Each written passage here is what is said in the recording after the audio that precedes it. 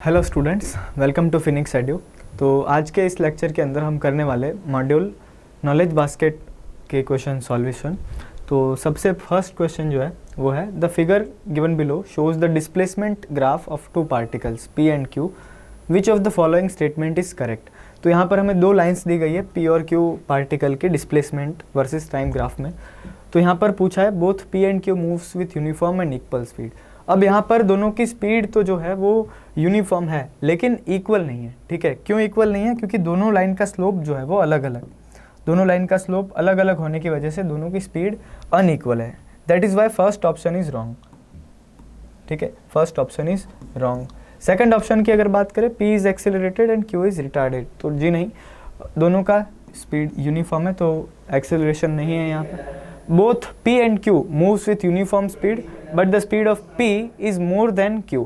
तो यस, ये स्टेटमेंट सही है, P की स्पीड ज़्यादा है क्योंकि P लाइन जितना एंगल बनाती है यहाँ पर, ठीक है, P is making more angle with time axis rather than Q। ठीक है, P का जो एंगल है वो ज़्यादा है, इसीलिए ये ग्राफ है डिस्प्लेसमेंट टाइम का। तो जिसका एंगल ज़्यादा होगा उसकी वेलोसिटी सबसे ज़्यादा होगी, स्पीड ज़्यादा होगी।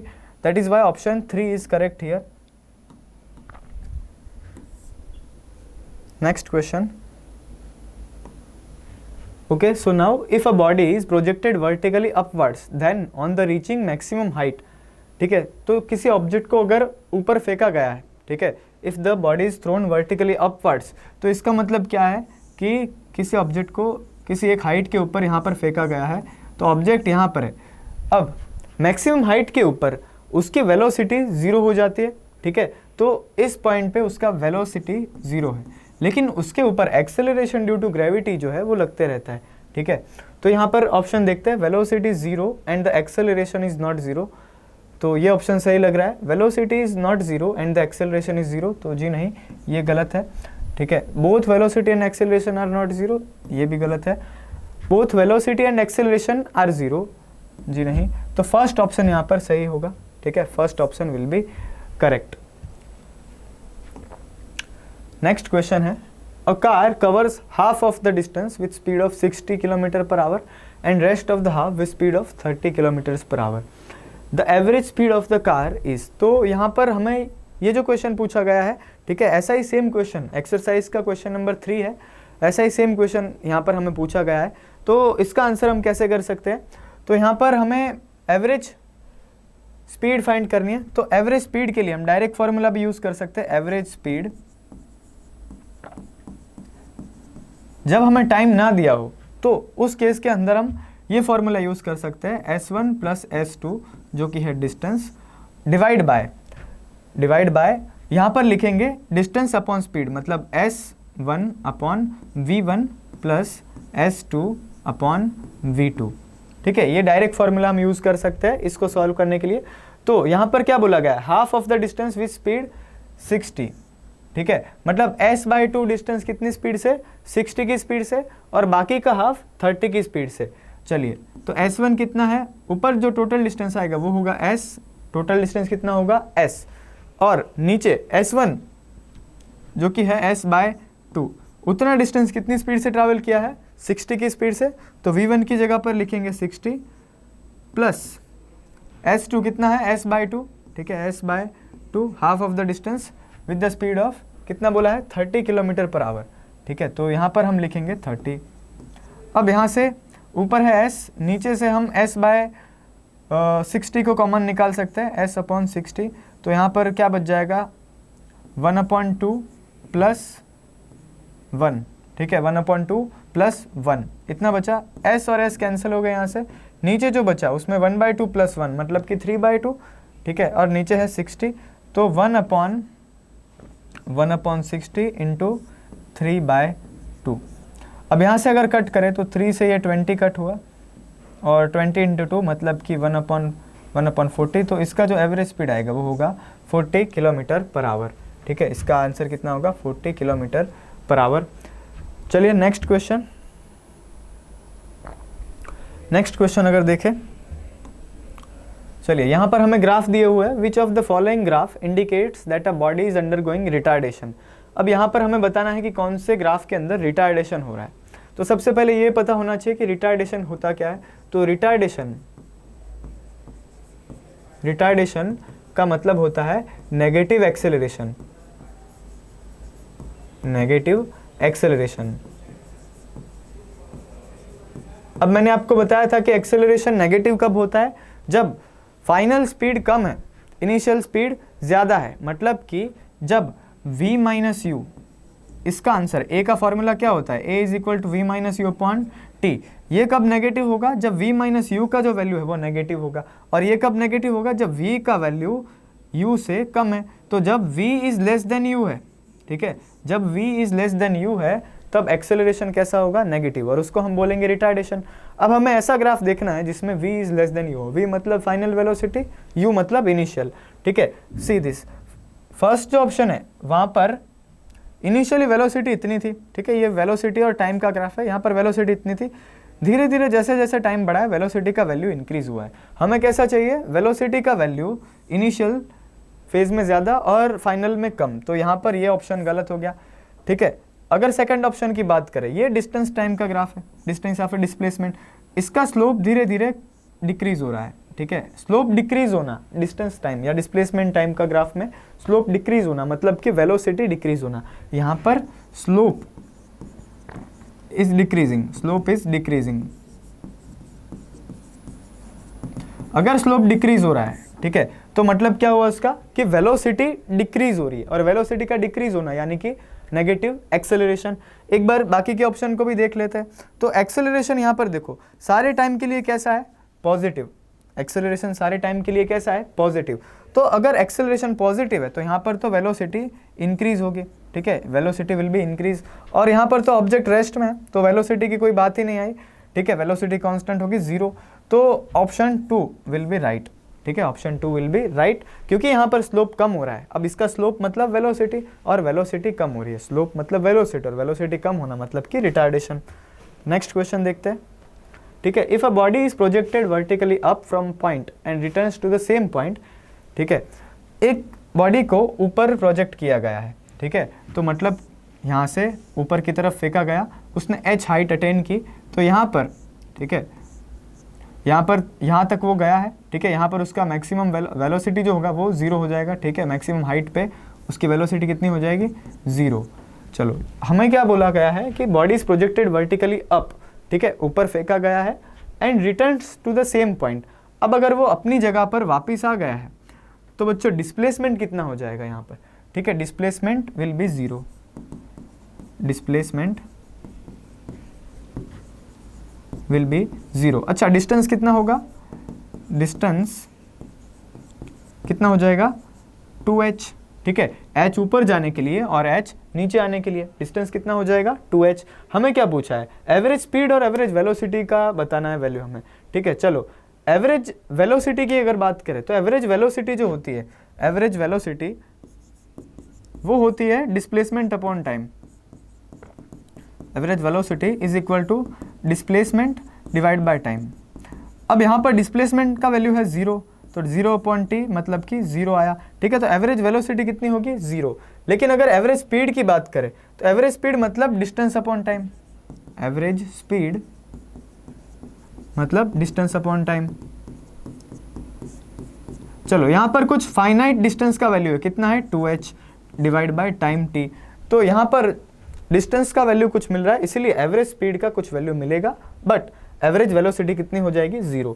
सो कौन सा ऑप्शन सही है, ऑप्शन एवरेज स्पीड इज 0, जी नहीं, both average speed and average velocity 0, no, average velocity 0 but not average speed. तो option number 3 will be correct. यहाँ पर क्या बोला गया है, एवरेज वेलोसिटी 0, तो यहाँ पर 0 आया है, और एवरेज स्पीड कुछ फाइनाइट वैल्यू मिलेगा तो वो नॉन जीरो है, ठीक है।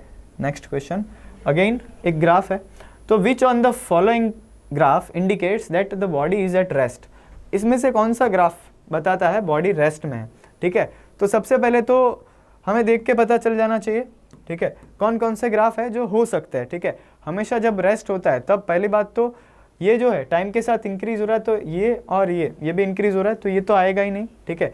अब देखते हैं इन दो ग्राफ में, तो ये एक वेलोसिटी और टाइम का ग्राफ है, ठीक है, और वेलोसिटी यहाँ पर कैसी है, कांस्टेंट, कैसी मिल रही है, वेलोसिटी इज कांस्टेंट, ठीक है।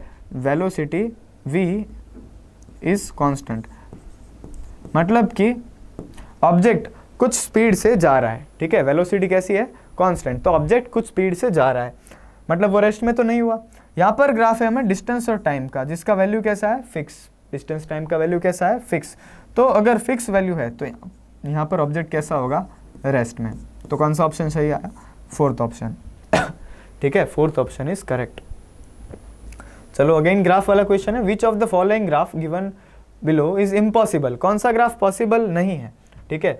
तो सिंपली देख के बता सकते हैं इसमें भी, जो थर्ड ऑप्शन है, ठीक है, उसमें देखो टाइम का वैल्यू इस पॉइंट पे टाइम का वैल्यू सेम है, लेकिन एक ही टाइम पे एस के कितने वैल्यू मिल रहे हैं, देखो बहुत सारे वैल्यूज मिल रहे हैं यहाँ पर, ठीक है, एक ही टाइम पे एस के बहुत सारे वैल्यूज मिल रहे हैं, जो कि पॉसिबल नहीं है। ऑब्जेक्ट किसी एक टाइम पे एक ही जगह पर हो सकता है, मल्टीपल जगह पर नहीं हो सकता। So third option is correct, this graph is not possible, ठीक है। चलिए next question, the ratio of the maximum height reached by the two bodies projected vertically up is a/b, then the ratio of their initial velocity, ठीक है, आपको height का ratio बताया गया है और इनिशियल वेलोसिटी का रेशियो आपको पूछा है, ठीक है। तो सबसे पहले तो हाइट और इनिशियल वेलोसिटी दोनों एक साथ कहाँ मिलते हैं, ठीक है, एक है हाइट मतलब डिस्टेंस, दूसरा है इनिशियल वेलोसिटी मतलब कि u, ठीक है। तो u और डिस्टेंस दोनों मिलते हैं फर्स्ट इक्वेशन में, s is equal to ut plus 1/2 a/t², ठीक है, ut plus 1/2 a/t²। Now the ratio of maximum height and the velocity, अब यहाँ पर टाइम की बात नहीं की गई, ठीक है, टाइम की बात यहाँ पर नहीं की गई है, तो हम फर्स्ट इक्वेशन की जगह पर अगर थर्ड इक्वेशन यूज करें, v² minus u² is equal to 2as, तो यहाँ पर टाइम निकल जाता है, तो हम इजीली ये कर सकते हैं। अच्छा, the ratio of maximum height, तो यहाँ पर क्वेश्चन में क्या पूछा गया है कि दो ऑब्जेक्ट है, एक को कितनी हाइट पे फेंका गया है, a हाइट पे, ठीक है, इसकी हाइट कितनी है a, और यहाँ पर दूसरे की हाइट है b, ये हमने अज्यूम किया है कि a और b हाइट है।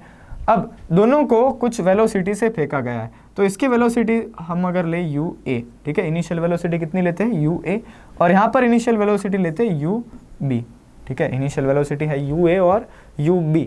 तो आपको ua और ub का रेशियो फाइंड करना है, किसके फॉर्मेट में, a और b जो कि है हाइट, इनके फॉर्मेट में आपको इनका रेशियो फाइंड करना है। चलो, तो सबसे पहले तो जब भी कोई ऑब्जेक्ट ऊपर की तरफ जाएगा तो मैक्सिमम हाइट पे उसकी final velocity v will be 0, ठीक है, v कितना हो जाएगा दोनों का 0, तो इस इक्वेशन में v कितना हो गया है 0, ठीक है। तो फर्स्ट टर्म जो है वो है 0 माइनस इनिशियल वेलोसिटी दोनों की कुछ ना कुछ दी गई है u² इज इक्वल टू 2। अब यहाँ पर इस इक्वेशन में कांस्टेंट क्या क्या चीज़ है, ठीक है, 2 कांस्टेंट है, ठीक है, 2 दोनों के लिए सेम रहेगा। a की अगर बात करें तो a क्या है, एक्सेलरेशन ड्यू टू ग्रेविटी, ठीक है, यहाँ पर कौन काम करेगा, a मतलब एक्सेलरेशन ड्यू टू ग्रेविटी, तो वो भी दोनों ऑब्जेक्ट के लिए सेम है, तो a भी कांस्टेंट हो गया। तो इसका मतलब क्या हुआ कि अगर v में u में चेंज लाना है, ठीक है, u जो इनिशियल वेलोसिटी है वो रिस्पॉन्सिबल होगा s के चेंज के लिए, ठीक है, u² will be proportional to s, ठीक है, डायरेक्ट अगर लिखे तो u² will be proportional to s, ये आपका फॉर्मूला आएगा, ठीक है, कि मतलब s किसकी वजह से चेंज होगा, तो u² की वजह से, क्यों, बाकी सारी चीज़ें कांस्टेंट है, तो जब हम रेशियो लेंगे दोनों का तो वो कट हो जाएगी, तो u² is proportional to s। तो इसके ऊपर से अगर हम लिखें ua² divide by ub² is equal to sa divide by sb, ठीक है। अब sa और sb क्या है, दोनों की हाइट, ठीक है, तो इसकी जगह पर मैं लिख सकता हूँ a डिवाइड बाय b। अब हमें क्या पूछा है, ua डिवाइड बाय ub, ये है इसका स्क्वायर, तो इस स्क्वायर को हटाना पड़ेगा। सो अगर मैं लिखूँ ua divide by ub is equal to, अब ये स्क्वायर जो है वो इस साइड जब आएगा तो क्या बन जाएगा, रूट, ठीक है, तो under root a divide by under root b, ठीक है, ua डिवाइड बाय ub कितना मिला, under root a divide by under root b। सबसे पहले हमने क्या किया, हमने u² is proportional to s, ये कहाँ से आया, थर्ड इक्वेशन से, क्यों, क्योंकि v² कांस्टेंट, v² 0 है, सॉरी 2a कितना है कांस्टेंट, तो s में चेंज कौन ला सकता है, सिर्फ u, ठीक है, इनिशियल वेलोसिटी को चेंज करके हम s चेंज कर सकते हैं, दैट इज वाई ये दोनों कांस्टेंट है, तो हमने लिखा u² is proportional to s। अब u² of a divide by u² of b, direct formula बन गया, स्क्वायर इस साइड गया तो रूट बन गया, हाइट्स हमें दी गई है एस ए और एस बी कितनी, ए और बी, तो इसका आंसर आया हमारा u a divide by u b is equal to under root a divide by under root b. ये एक बहुत ही इंपॉर्टेंट रिजल्ट है, इसको आप याद रख सकते हैं, डायरेक्ट कई बार क्वेश्चन में ये यूज़ होता है, तो इसको भी अलग से याद रखना ज़रूरी है, ठीक है। कई बार क्या होता है कि यही रिजल्ट जो है वो डायरेक्ट यूज़ हो जाता है, तो अब तब हमारा डेरिवेशन पार्ट जो है वो बच जाता है, इतना टाइम हमारा बच जाता है डेरिवेशन करने का। Next question, a particle covers half of the circle of radius r, then the displacement and the distance of the particle are respectively. ठीक है, हाफ सर्कल कंप्लीट किया है, चलिए हाफ सर्कल अगर कंप्लीट किया है तो उसका डिस्टेंस और डिस्प्लेसमेंट, तो सबसे पहले तो ऑब्जेक्ट ने यहाँ से स्टार्ट किया ए पॉइंट से और बी पॉइंट तक गया। अब अगर ये पूरा सर्कल कंप्लीट करता तो इसका डिस्टेंस कितना होता बच्चों, 2 पाई आर, ठीक है, 2 पाई आर इसका डिस्टेंस होता अगर ये पूरा सर्कल कंप्लीट करता, लेकिन कितना किया इसने, हाफ सर्कल कंप्लीट किया है, तो यहाँ पर उसका डिस्टेंस कितना हो जाएगा, distance will be 2 pi r divide by 2, ठीक है, तो 2 कैंसिल हो गया, कितना आया पाई आर, ठीक है। तो सबसे पहले हमें इसी फॉर्मेट में लिखना है, ठीक है, आर का वैल्यू हमें दिया नहीं है, तो distance will be pi r, ठीक है, total distance will be pi r, and displacement अगर पूछे तो डिस्प्लेसमेंट मतलब इनिशियल और फाइनल पॉइंट, ये है इनिशियल पॉइंट, ये है फाइनल पॉइंट, इनके बीच का शॉर्टेस्ट डिस्टेंस, तो वो जो है वो क्या है, तो ये जो लाइन है वो है इसके बीच का शॉर्टेस्ट डिस्टेंस, तो इसका वैल्यू कितना होगा, ये है डायमीटर, ठीक है, तो diameter is equal to twice of radius 2r, तो यहाँ पर डिस्प्लेसमेंट कितना हो जाएगा 2r, displacement is equal to 2r। तो अब आंसर कौन सा, हमें पहले पूछा डिस्प्लेसमेंट एंड देन डिस्टेंस, तो डिस्प्लेसमेंट है 2r और डिस्टेंस है pi r, so option 2 will be correct, ठीक है। Next question, okay, a body goes from A to B with a velocity of 20 and comes back from B to A with a velocity of 30. The average velocity of the body during the whole journey. ठीक है, एक particle है जो A point से B point पे जाता है, A point से B पॉइंट पे जाता है, फिर B पॉइंट से वापस A पॉइंट पे आता है, तो पहले गया फिर वापस आया। अब गया था कितनी स्पीड से, 30 किलोमीटर पर आवर की स्पीड से, ठीक है, 30 किलोमीटर पर आवर की स्पीड से, सॉरी मीटर पर सेकंड में, ठीक है, 30 मीटर पर सेकंड की स्पीड से गया था ये बी, ठीक है, यहाँ से वो वापस आया 30 मीटर पर सेकंड, देन वापस कितनी स्पीड से आया है, 20 की स्पीड से, ठीक है, 20 की स्पीड से वापस आया। तो अब आपको उसकी एवरेज वेलोसिटी फाइंड करनी है, क्या फाइंड करना है, उसका एवरेज वेलोसिटी। तो अब एवरेज वेलोसिटी क्या होता है, डिस्प्लेसमेंट अपॉन टाइम।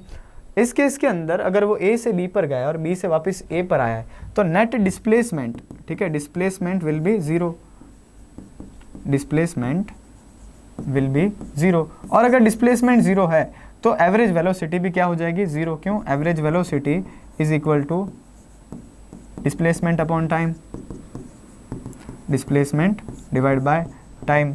तो जब एवरेज वेलोसिटी डिस्प्लेसमेंट 0 है तो 0 अपॉन t कितना आएगा 0, तो यहाँ पर ऑप्शन नंबर 1 करेक्ट होगा, क्योंकि डिस्प्लेसमेंट 0 है तो इसका एवरेज वेलोसिटी हो जाएगा 0।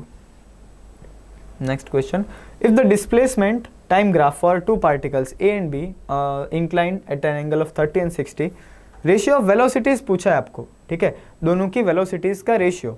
अब यहाँ पर हमें डिस्प्लेसमेंट टाइम का ग्राफ दिया है, तो हमने एक चीज़ सीखी थी कि अगर डिस्प्लेसमेंट टाइम के ग्राफ का स्लोप फाइंड करना है, ठीक है, तो पहले तो वो किसका वैल्यू देगा, वेलोसिटी का, ठीक है, इसका वेलोसिटी किसकी मदद से मिलेगा, स्लोप की मदद से, वेलोसिटी किसकी मदद से मिलेगा, स्लोप की मदद।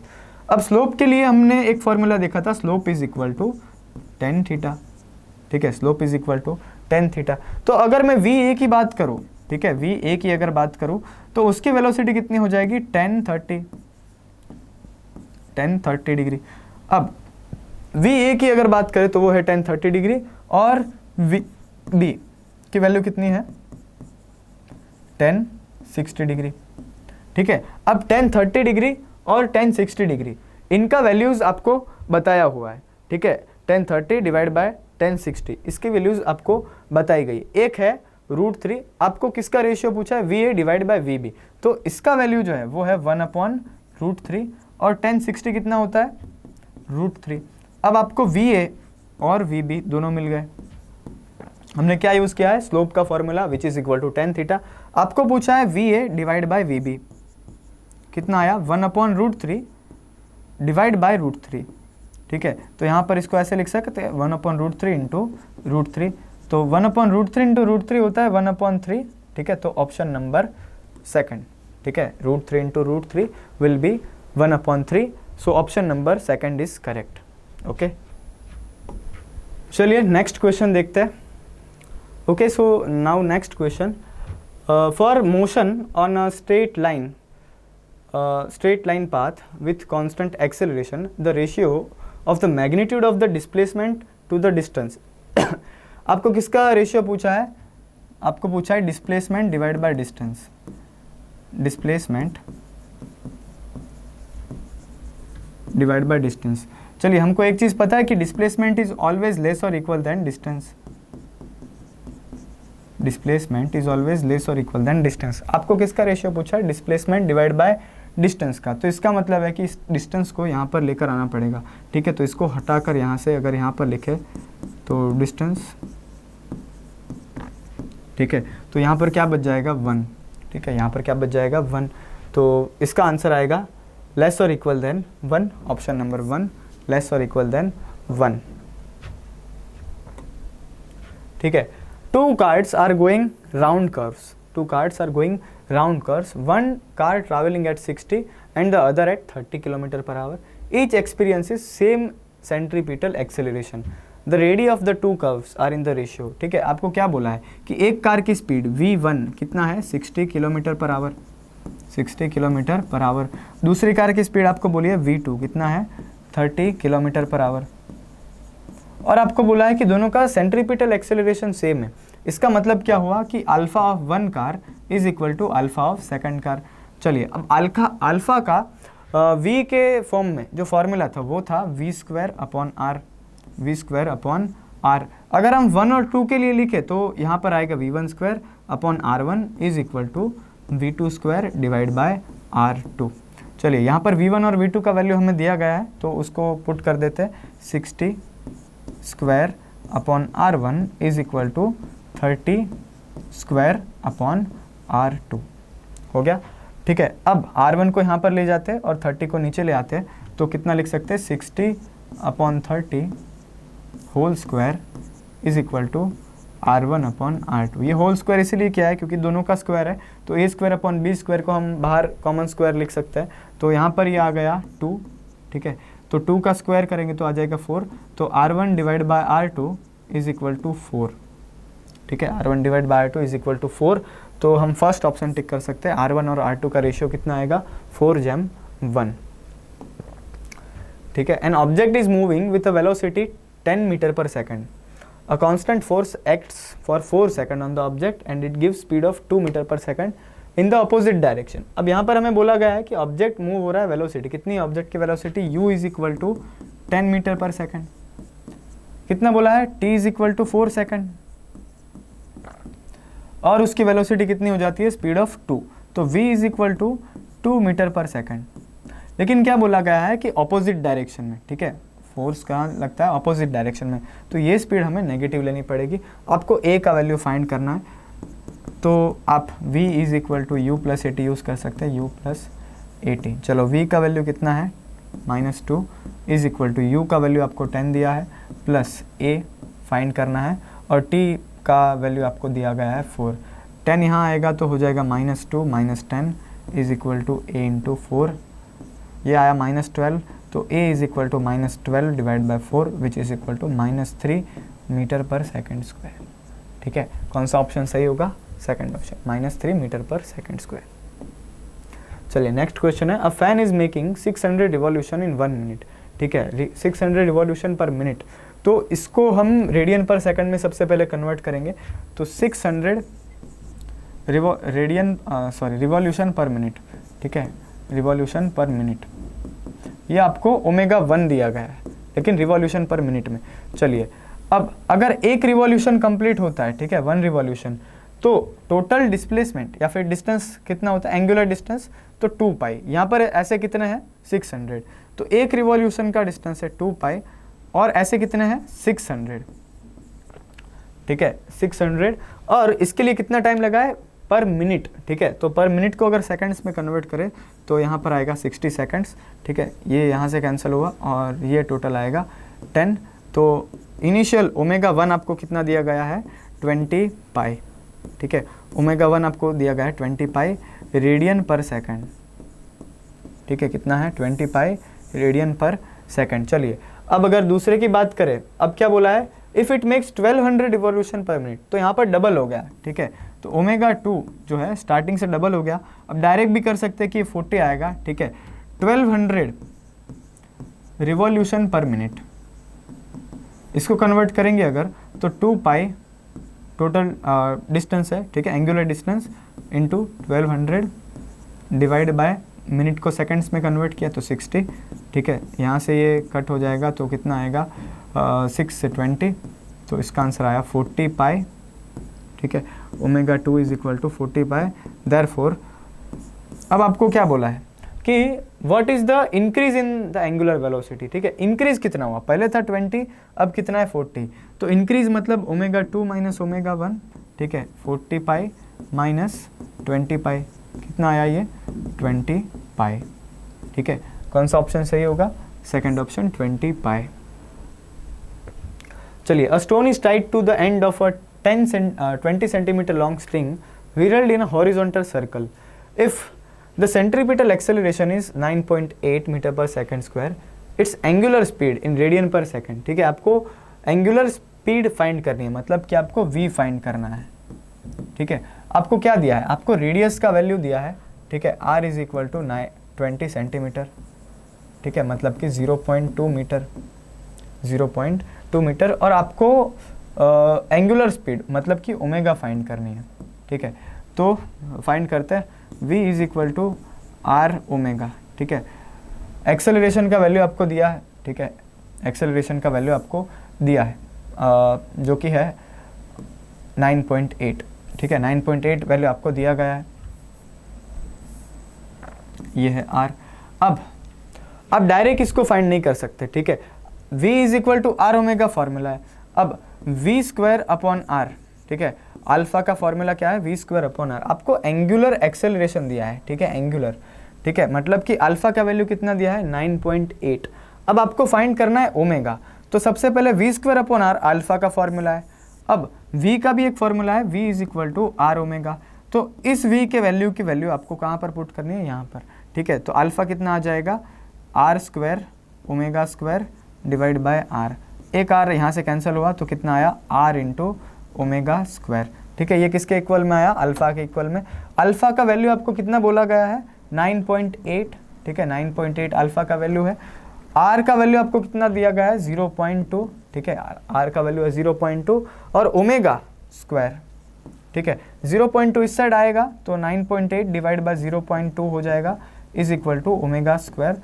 अब यहाँ पर इसको जब कट करेंगे तो कितना आएगा, ये है 2/10 और ये है 98/2, मतलब कि ये 49 आया। तो omega square is equal to 49, therefore omega is equal to 7 radian per second, ठीक है, 7 रेडियन पर सेकंड। क्या आपका आएगा ओमेगा, ठीक है। कौन सा ऑप्शन सही होगा, सेकंड ऑप्शन, ठीक है। ओमेगा कितना आया 7 रेडियन पर सेकंड, ठीक है। अब कुछ क्वेश्चन है सर्कुलर मोशन के, ठीक है। तो a wheel is 1 metre in diameter, ठीक है। तो आपको डायमीटर का वैल्यू कितना दिया है 1 मीटर, ठीक है। व्हेन इट मेक्स 30 रिवॉल्यूशन पर मिनट, मतलब कि आपको ओमेगा दिया है, ठीक है, लेकिन रिवॉल्यूशन पर मिनट में 30 रिवॉल्यूशन पर मिनट, आपको इसको किस में कन्वर्ट करना पड़ेगा, रेडियन पर सेकंड्स के अंदर, ठीक है। तो 30 इंटू 2 पाई डिवाइड बाय 60, ये 30 से 60 कट हो जाएगा 2 और 2 कट हो गया, आ गया पाई रेडियन पर सेकंड। आपको फाइंड करना है द लीनियर स्पीड, मतलब कि v फाइंड करना है, ठीक है। तो अब हमें ओमेगा मिल गया है, v is equal to r omega use करेंगे सीधा। चलो r का वैल्यू कितना है, अगर d है 1 तो r होगा 1/2। चलो ओमेगा का वैल्यू कितना मिला है पाई, तो यह आएगा पाई/2 metre per seconds, π/2 metre per seconds, option number 2। चलिए नेक्स्ट जो है वो है the ratio of angular speed of minutes hand and hours hand. ठीक है, मतलब आपको ओमेगा एम मिनट हैंड का angular speed divide by hour hand का एंगुलर स्पीड WH फाइंड करना है। चलिए ओमेगा एम अगर पूरा सर्कल कंप्लीट करता है मिनट कांटा तो वो कितना डिस्टेंस ट्रैवल करता है 2π। ठीक है, और उसके लिए वो टाइम कितना लेता है। ठीक है, मिनट कांटा कितना टाइम लेता है, अगर सेकंड्स में बात करें तो मिनट कांटा एक चक्कर पूरा करता है 60 मिनट्स में। 60 मिनट्स मतलब 3600 सेकंड्स।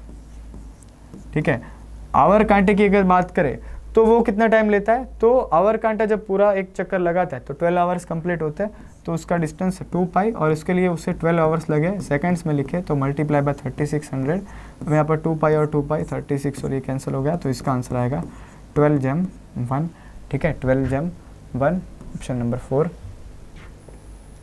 नेक्स्ट जो है the angular speed of the second hand of the watch in radian per second. Second का कांटा एक चक्कर में 2π डिस्टेंस ट्रैवल करता है। ठीक है, 2π एंड उसके लिए टाइम उसे लगता है 60 सेकंड्स। ठीक है, कितना टाइम लगता है 60 सेकंड्स, तो ये डायरेक्ट आ गया π/30, ऑप्शन नंबर 4। ठीक है, π/30। उसके बाद the angular speed of the hours hand of a watch in radian पर मिनट। रेडियन पर मिनट में आपको आवर वॉच का एंगुलर स्पीड बताना है। ठीक है, WH। चलिए 2π डिस्टेंस होगा और आपको मिनट में बताना है। ठीक है, आवर एंड एक चक्कर जब कंप्लीट करता है तो टाइम कितना लेता है 12 आवर्स। ठीक है, 12 आवर्स और एक आवर में कितनी मिनट्स होती है 60, तो ये कट हो गया 6 से और इसका आंसर आया π/360। बहुत ईजी से क्वेश्चन है, आपको नॉर्मली वैल्यू पुट करना है और कुछ मैथमेटिकल स्टेप है और आंसर आ जाएंगे। तो यहाँ तक एंगुलर स्पीड के और एंगुलर वेलोसिटी के क्वेश्चन खत्म हुए। तो अभी हमने जितने क्वेश्चन किए, ठीक है, 21 क्वेश्चन हुए। नेक्स्ट लेक्चर के अंदर हम बाकी के क्वेश्चन करेंगे। नॉलेज बास्केट आपका नेक्स्ट लेक्चर के अंदर कंप्लीट होगा एंड देन हम स्टार्ट करेंगे कॉम्पिटिटिव स्टफ। आज के लिए इतना ही रखते हैं। तो किसी भी क्वेश्चन में अगर डाउट हो किसी स्टेप के ऊपर तो आप डायरेक्टली भी पूछ सकते हो या फिर नीचे कमेंट कर सकते हो। ठीक है, थैंक यू।